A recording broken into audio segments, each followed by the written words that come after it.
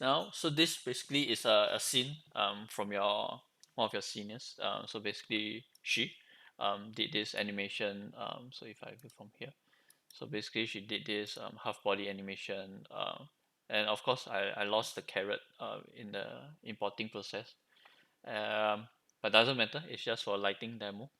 Okay, so what this demo will be is will be about the thought process of when I do a lighting shot, what I need to think beforehand, and what kind of research that I want to do, and that can helps me in my process of lighting. Okay, so as you can see, this is a kitchen scene, and the model is half, it's not fully completed, and it's shaded with just very simple textures and shaders, so it's fine. Okay, so now we can see that it's open on the screen right side of the scene, which is good because that means that light can go in that way. And also there's some windows on the front that if you want to use it as a motivation for the lights to come in, you can do that.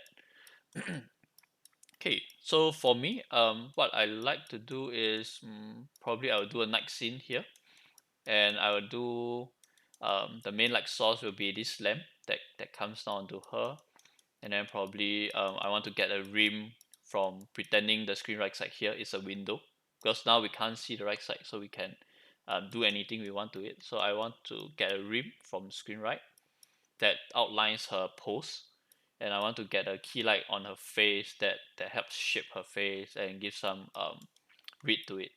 And then looking at the position of the lamp, I want her to move out of the key light towards the end of the pose. Yeah, and then probably some beauty lighting on the background, maybe getting some. Okay, so before that, what I will do is normally I will look for references like that, so I'll see how a kitchen design looks like. Okay, so people will put in lamps and all, and okay, this one looks pretty common, like people will put in the lights at the bottom of their cabinet, so I will imagine later on I can put something here maybe. Okay, and then yeah, as usual the lamps that we can put on. Yeah, then I also search for a nighttime one just to get the mood or the colors that I want. So I want to go for something a bit more bluish so that I can play my lamp the warm tone, so that these are the complementing colors that um that looks nice in a shot. Okay, so I roughly have an idea, or like something like that would be nice on a scene. um Okay, so I roughly have an idea. I want to do a night scene, and I want my key position to be coming from the lamp, and I want a rim light to come from a pretended window, and some beauty lighting on the background. Okay, so what I will do next is I will screenshot that, bring it to Photoshop. um I'll convert the image to a black and white image. Then I will start a bit of painting, so that I can roughly imagine how my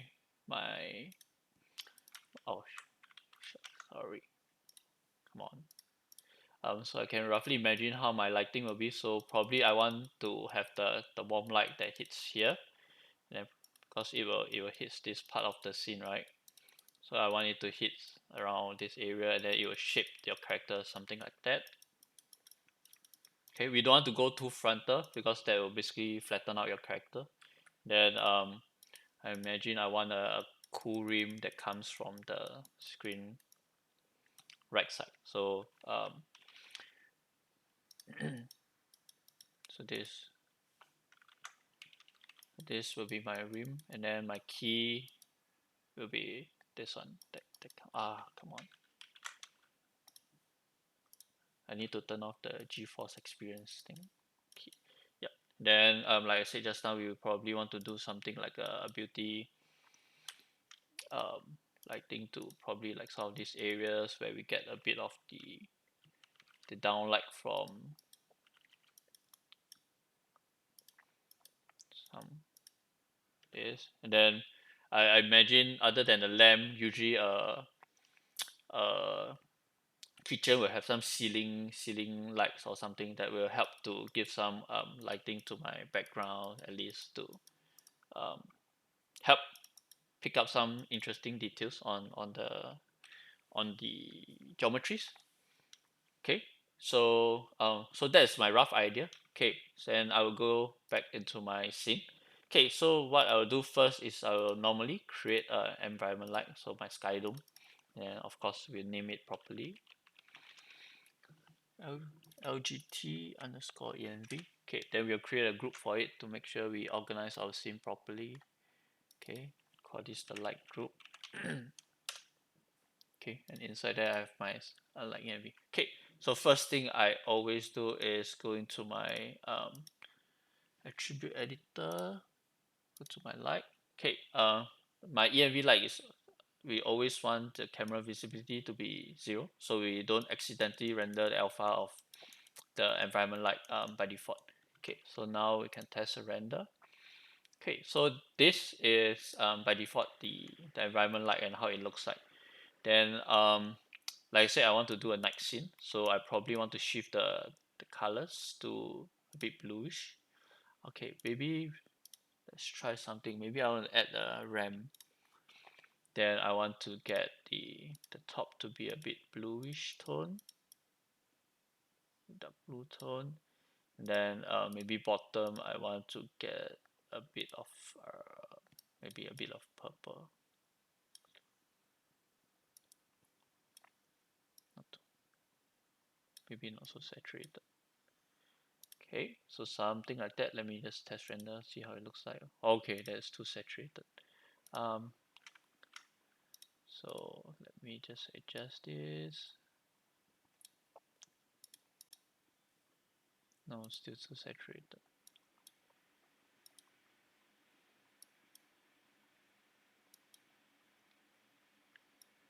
Yeah. Okay, maybe something like this.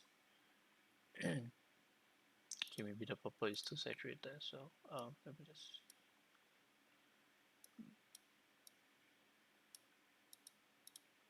Cool. Okay, so something like this. So just pretending all this ambient light is coming from my exterior window that comes in. Okay, so you can, as you can see, it already gives a bit of the shaping onto the character. Okay, so okay, before I move on, always remember to create a AOV for your lights. So I'll create a light group and call it ENV, and then just go into our AOVs. What and the settings AOVs GPA underscore ENV. Okay, so that will be our ENV light. Okay, hold on, let me just. Okay, so ENV light. Okay, next what I will do normally is we will start with the key light. So just now we said that the key light we want it to be coming from this lamp. Okay, so what I will do now, because it's a lamp, and normally if you guys remember about the Ies profile that I talked to you guys about, so this gives me basically some shaping for free for the lights. So I want to use this now because it gives me all these patterns for free, and I probably want to choose one that looks nice. Okay, I think this soft arrow looks not bad. Okay, so what I'll do is I'll create lights, and then I'll create a photometric light. Okay, same thing. This I will call it the lamp 01. Okay, put it into your light group. Okay, select it in a scene, bring it up.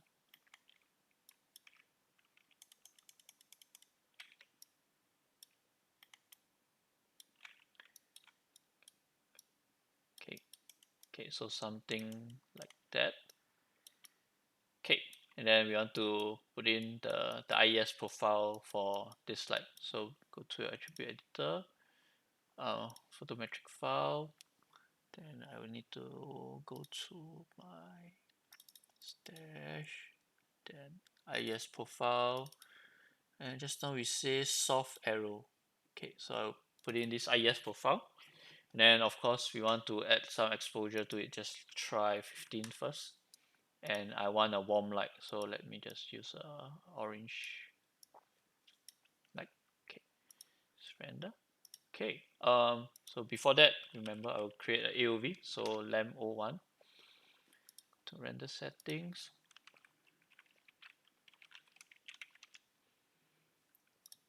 Okay, so continue rendering. So now, okay, so this is the light that I added. Obviously it's too saturated. So now I go to my light. Okay, shift the saturation down.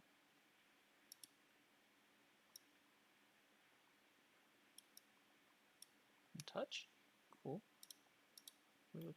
Okay, not bad. And then probably I want it to be a bit more hotter, a bit more brighter. So we feel the key. Yeah, I think this is not too bad. Okay, so then I will stop my rendering as take a screenshot. So ambient with the key light. Okay, the position looks pretty good. It gives the triangle on the opposite side of the face. It gives the face a nice shaping. So I think that's nice. Okay, so next I want to have a rim on the screen right side of the character.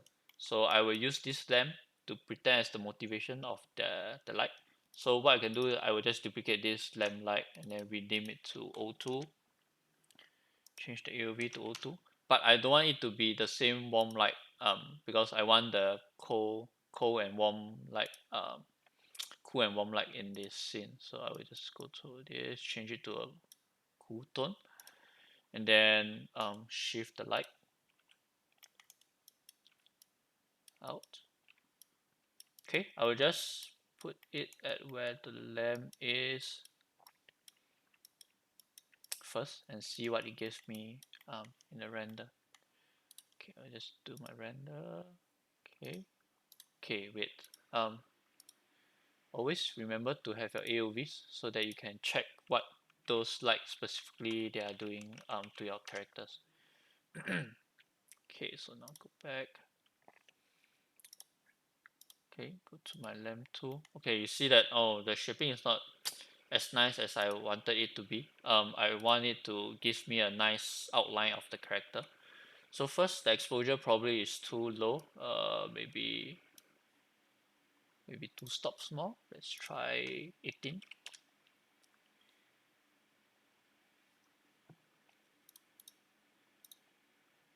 Okay.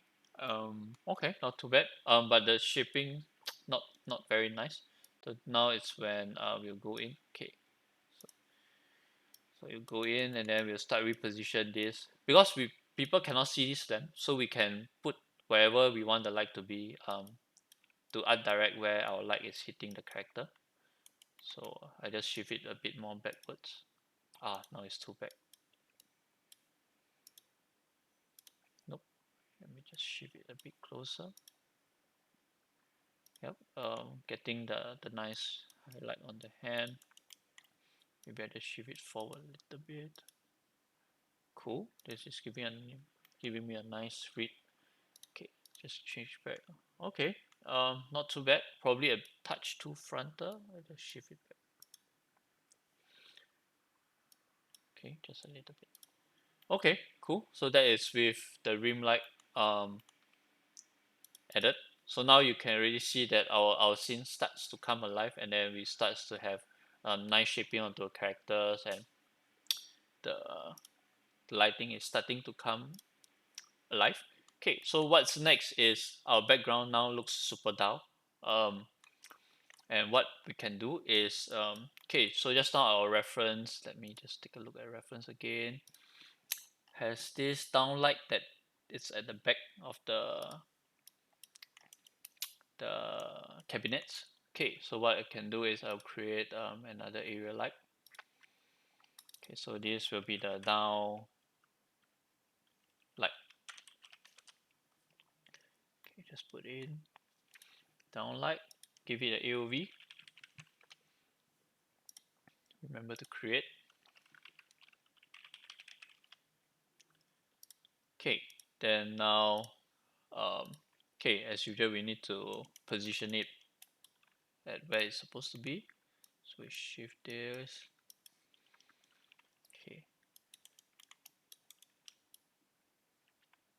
Okay, we want to rotate this downwards, so we go to the where is it? Actually, nope. This one, rotate negative 90. Okay, so it's downwards, and then we want to rotate this negative 90. Okay, so something like that, and we want to position it where.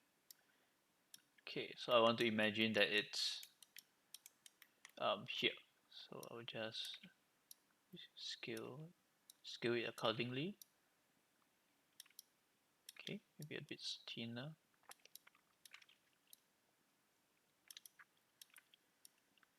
Okay, a bit higher. Okay, cool. So that will probably give me a likes there. And okay, so by default, let's add some exposure to it. So maybe 15. Let's try as a start. Cool, nice. Seems like it's giving me what I want. Let's just check down. Like, yeah, not too bad. Cool. White color seems pretty nice as well. Let me just check. Yeah, maybe it's just a touch too bright. Maybe I just reduce exposure a bit. 14. Let's try again. I know I like the brighter one. So 15. Yeah, this one we feel the core, the energy of the light a bit more. So this is nice. Okay, then let me just save this image. So now we are starting to populate lights to light up our background to give a bit more interest. Okay, so one thing, since we have this stream that comes out from the screen right, which we pretended it to be the window, we need this light to, we need something to tie into this light. Now you see our background is so dark, and if the light is hitting her so brightly here, we expect some illumination onto the cabinets on the screen right side here. Okay, so so this is when I would think, oh, maybe I'll put a ceiling light somewhere here to pretend that no, there's some light source that helps to tie into to this light to give a motivation to it. Okay, and so what I'll do is again I'll just look at my Ies profile, see if there's anything that I can use. Yeah, I just want something like the broad lights like that simulate a comet or umbrella. Looks pretty okay to simulate some kind of ceiling light. Okay, so probably I'll try to use the umbrella. Okay, so I'll duplicate the lamp. Okay, this will call the ceiling light. Okay, and then we want to change the Ies profile to the umbrella. Okay, then we want to shift it outwards, and then we want it to illuminate our cabinets.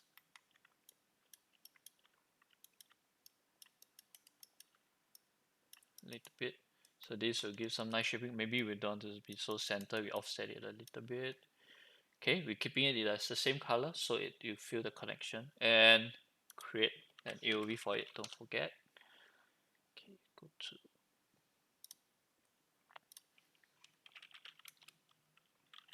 ceiling. Okay, start rendering. Okay, cool. Yeah, obviously it's too bright, and I think it's like it's brightening up the scene too much. So I will reduce the exposure, maybe 15. We just want something to help tie in with this. Like we don't want to overly um brighten up our scene. Okay, not too bad. I just probably don't like the saturation because this is blue, and with the blue it makes it more blue. So I'll just reduce the saturation tiny bit. Probably I want to shift in a little bit just so probably it's too close to the. Okay, I just want to get some illumination at the back. Probably it's still a touch too bright. Let me just check. Yeah, probably I'll play it something like that, minus about 2 stops. So we'll just reduce 13. Yeah, maybe 14. Okay, something like that. Okay, not too bad. We'll just take a screenshot of this so later we can see the progress. So now we added this like to help tie in this rim light on the character. So what we want next is probably we want some illumination onto this side of the scene as well. So we can just duplicate this ceiling light if we want, then start shifting this to give some nice shaping to our background assets. Okay, let's try. Okay, probably it's too frontal. I just start to shift.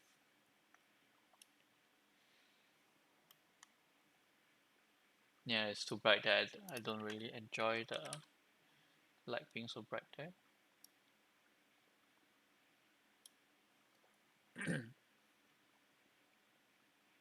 Okay, maybe shift it backwards a bit more.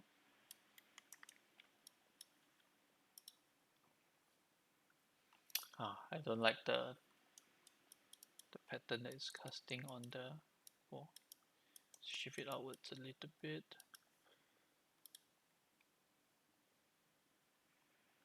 Okay, it gives the the bows and all a bit of shaping. So now maybe I increase the exposure a tiny bit. Okay, probably not too bad. The red color is probably too saturated now. I mean the textures on the wall. But okay. So far it's not bad. Now when I look at the key, okay, let me just take a screenshot. Now I look at the key, probably it can comes out a bit more. So our characters will pop more from the background. So I'll go back to my key.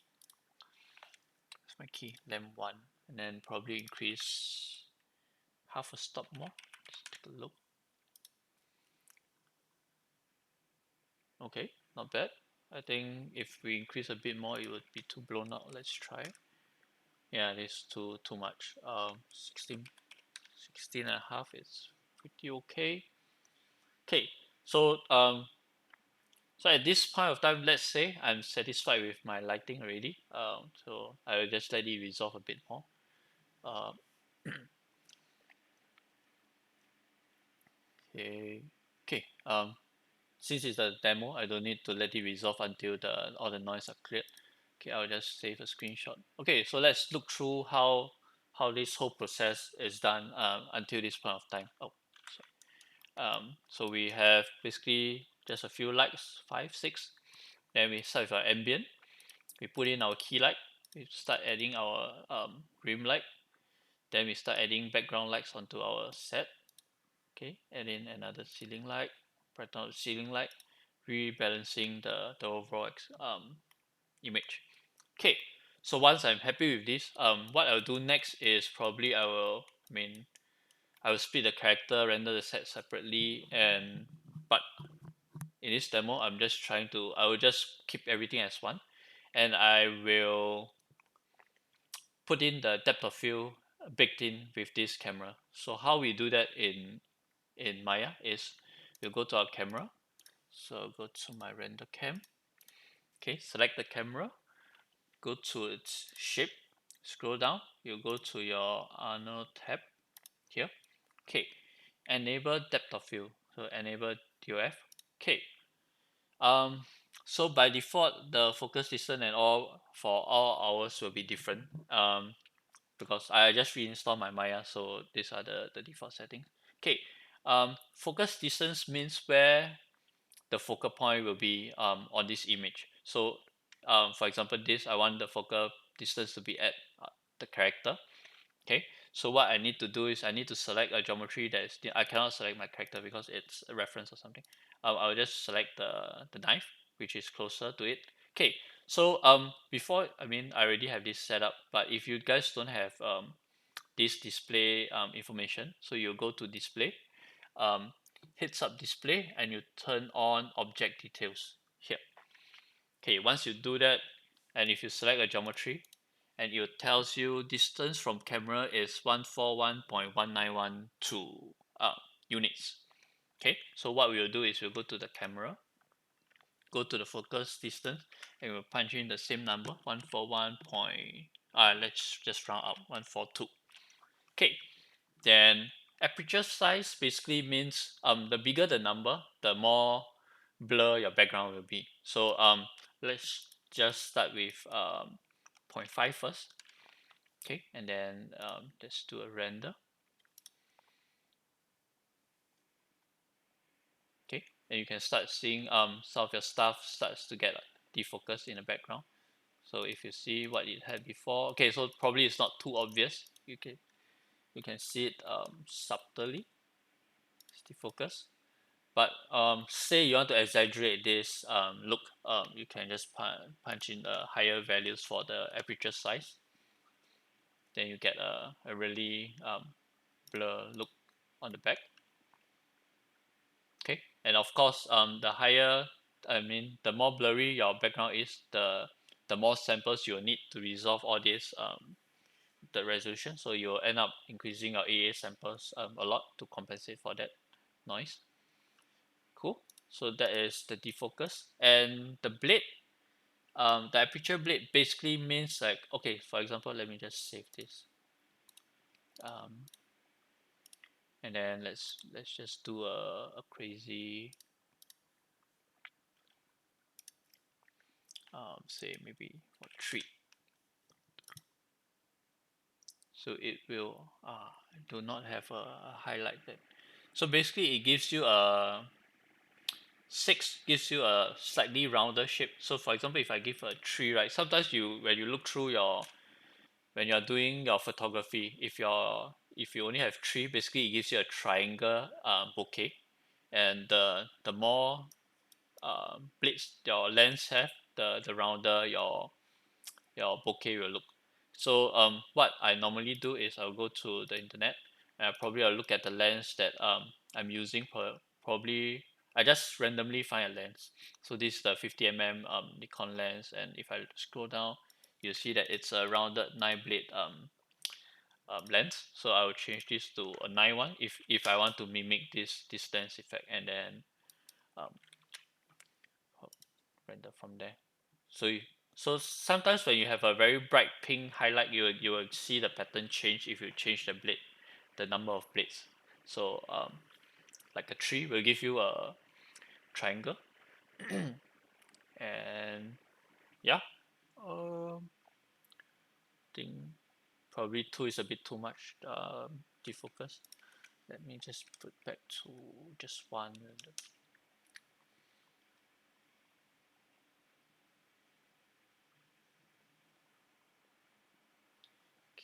Okay. Okay, I'll just let it resolve a bit more, and then I'll save it.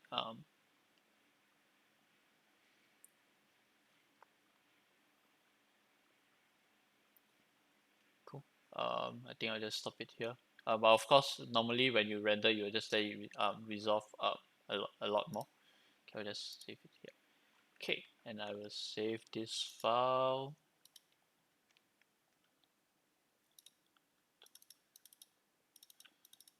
Okay.